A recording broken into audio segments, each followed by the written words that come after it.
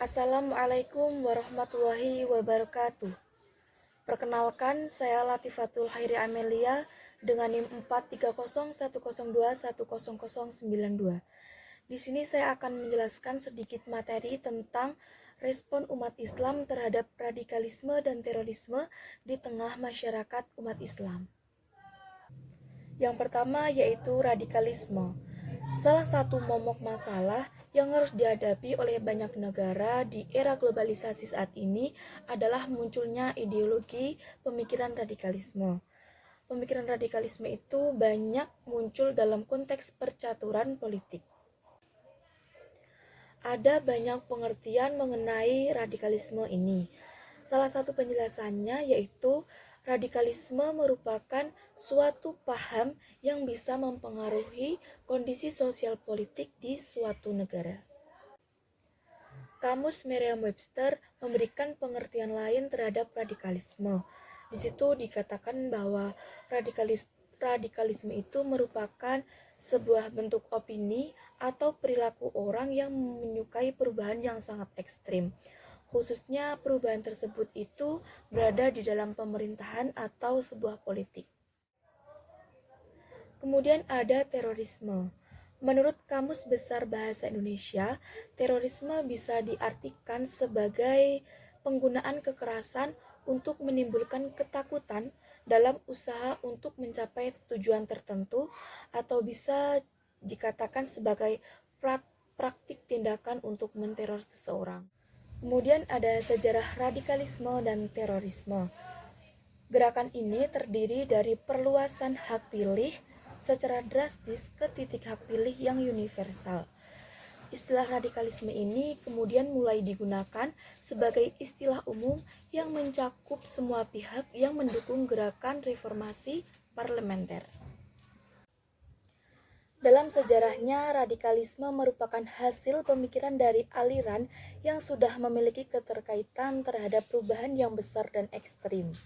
Radikalisme ini adalah gerakan yang sudah ada sejak 18 di Eropa.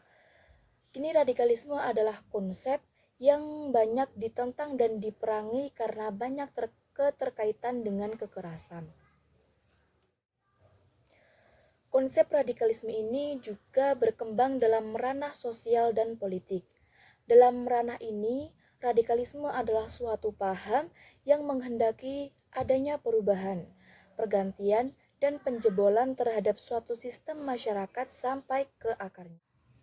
Kemudian ada sejarah terorisme.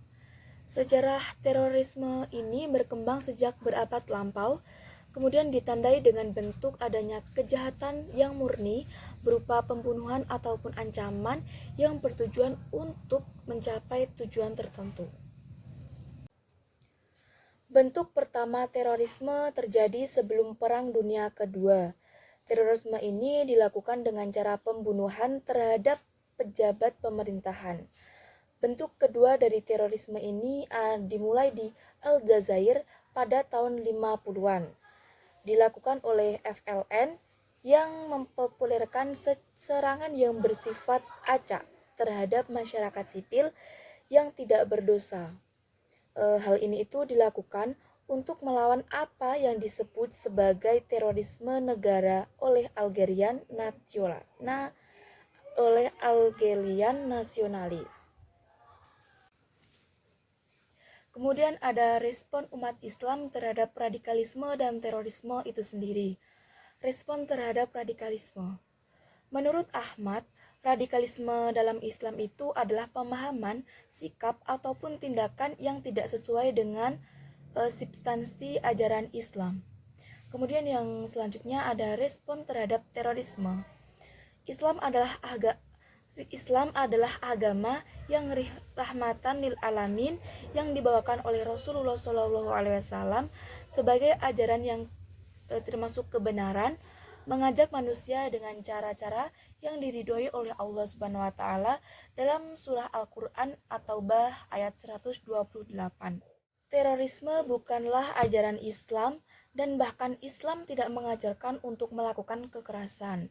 Adapun perang yang dilakukan oleh Islam adalah didahului dengan ajaran dan tidak akan menyerang Maksudnya Islam tidak akan menyerang suatu ajaran jika Islam sendiri itu tidak diserang oleh ajaran lain.